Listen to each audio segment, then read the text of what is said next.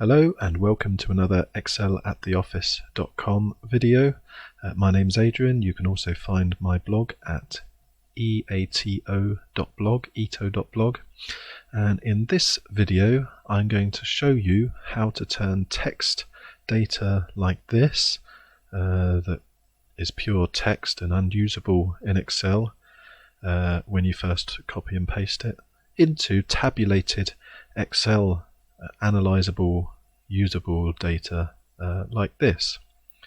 If you want to skip, probably skip to about 2 minutes. Up until then, I'm going to give you an intro as to why it's useful, text data, and how you might use this sort of thing, So what you'll find oftentimes when you want to get data from research studies, or in this instance I'm showing the Met Office data, which I'm quite interested in climate data, for example, and I'll do another field video showing how to analyze that. But oftentimes you'll find all the data is in text format, either with spaces between things like this, and this is nicely spaced, or you might have characters separating it in between what appear to be each column, like for example a dash or a pound sign or some special character. The benefit of having text-based data is that the files are very small, so they're like a dozen kilobytes or something, whereas lots of data in an Excel file, you'll probably know, gets into the dozen or more megabytes. So it's a space saver on the internet. However, it's a pain in the neck if you don't know how to get it into Excel and work it. So with that in mind, let's go to the steps straight away.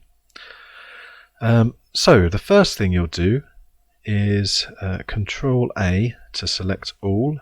That's a handy shortcut, saves you double clicking and dragging all the way down. So just Control A, select all. Control C will copy it to the clipboard.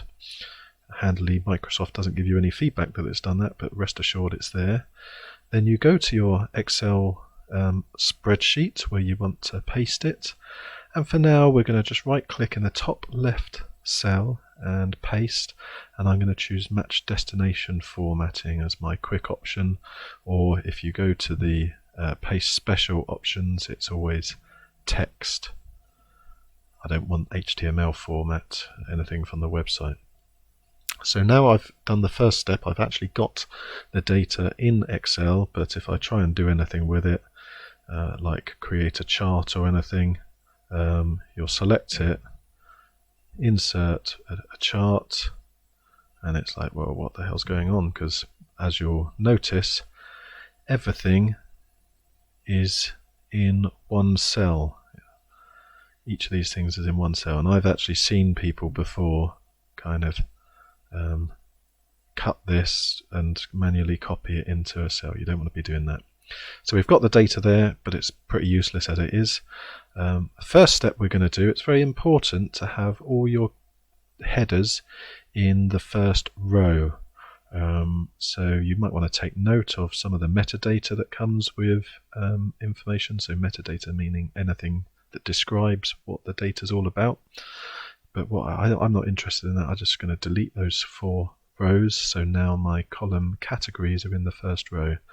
And now I'm going to show you how to turn that. Everything's in cell A. If you see there, I've just expanded the width of it. I'm going to turn that into data that extends across all the columns, so that I've got my, in this instance, monthly temperature data from the CET time series. If you're interested, that's on the Met Office. Here's the direct link. I get it from the Met Office Hadley Centre, Central England temperature. You can get daily mean, monthly mean, and so on, and just pick one of these things. I'll put a link in the video below. So back to Excel.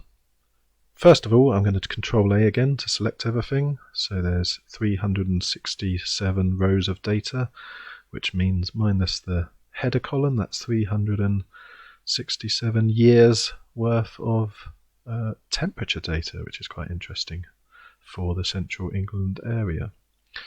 Next, what I'm going to do is go to the data tab of your the ribbon at the top.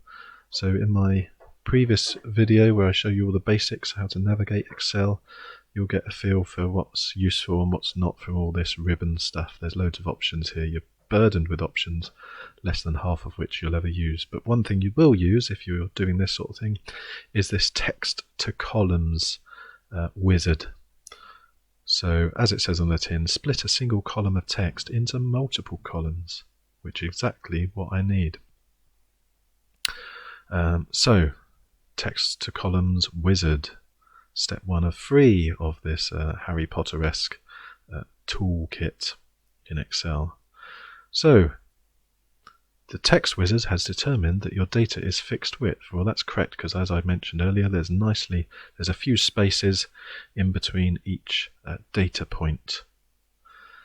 So if your data is fixed width, that's useful to know. You get a bit of a preview of what that might look like here, and then if I click next, it automatically detects, oh, by the way, I've recognized there's a load of spaces between your stuff, so I'm going to bung these lines somewhere in between, and you can preview and adjust this before it then formats it into a table for you. On the other hand, if I just go back to the first step, if yours is delimited, so for example, if you've got always a double space, or always a dash, or a pound sign, or something like that, that denotes a difference between each of your columns, you can choose delimited. Yeah, sometimes tab is the common way. So delimited just means what's the thing that separates that would separate columns in a text file. Sometimes it's a tab, sometimes it's a comma. So this is great for if you've got commas are quite frequently used, but you can manually use something other. So for example, if I was to manually do it in this, there's about 3 spaces, so I would type space here. So yeah, there is 3 spaces, but it's you can only type 1 character, so that is not what I want to do for this, but that's useful to know if your text has commas and things like that separating what would be the columns. So I'm going to go back to fixed width, because most of the time it's spaces. Click next. I'm happy with these. You don't need to have them exactly, as long as they're kind of cut off, not down the middle of it, not down the middle of what would be your column. It gives you a bit of a prompt up here as to what to do with these, so you can even create new break lines by clicking somewhere in a position. So I can click a line here and that will create a new column for me should I want, but actually I don't want that, so I'm going to double click it, as it says here, to delete the break line, and I can move it by clicking and dragging it. So once I'm happy with where my break lines are, and I can scroll across to see all my data, yeah, that's okay. I'm going to click next. Finally, on this step 3 of 3 of Wizard, you can choose what your format is for each of the columns. So for example, you might have a date field in amongst your data, or other types of things, in which case you would highlight the column, choose the data format, but I would just generally leave this blank, because you can sort out the data formats afterwards a bit more flexibly in the home of your ribbon in Excel. So generally you don't really need to do anything with this step 3 of 3, but it's handy just to preview things. So when we finish, ta-da! In wizardry style, you now have 14 columns of data for this monthly and annual temperature data, rather than just 1 column of text. And if we were to highlight something, Excel would now recognize this. If I go to insert, let's say just a simple pie chart, it recognizes things as data points because it's recognizing the values. Even though we chose general, it knows that that's text and these are numbers. So that's how you do it. You go into data, text to columns, after you've obviously got the data from a text file somewhere and pasted it in, and follow the wizard.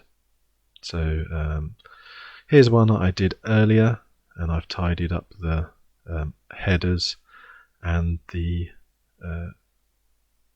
row headers, and I've made this little chart with a running kind of average. I think that's a 30-year average or so, just to see what's going on. So January mean temperatures, rose for 100 or so years, from late 1700s to early 1900s, and then rose for 50 years or so from the mid 1900s to now. And you can change that to February, for example, and so on and so forth. So you can use the data. Anyway, I'll do a separate video on how to make trend lines and analyze your data through a line graph, and adding trend lines to properly understand what's going on with it. And I'll probably use the Hadley temperature data and such, because that's always quite interesting and it's easily accessible if you know how to get it from text to Excel. So that's the end of the video, and now I'm just going to do a quick plea. If you're finding my stuff helpful, I would very much appreciate it if you can contribute something on my blog, ito.blog, as I mentioned. I've got a PayPal link there where you can donate a coffee, for example. I do this for free around my day job, which is analysing data, as you might have guessed. However, I have a few £100 website fees per year that I would very much like some help with. So grovelling to you on my knees, asking if you can maybe help me out with a coffee, a few quid, just to help with those website fees, and that will inspire me to create more handy videos for you. So I'll put all the links in the description of this video, of course, and all the kudos of thumbs up and comments, just to make sure I know that you're liking this stuff and I'm not talking complete rubbish. So on that note, before I do talk more rubbish, I shall leave you to it, and until the next time, take care.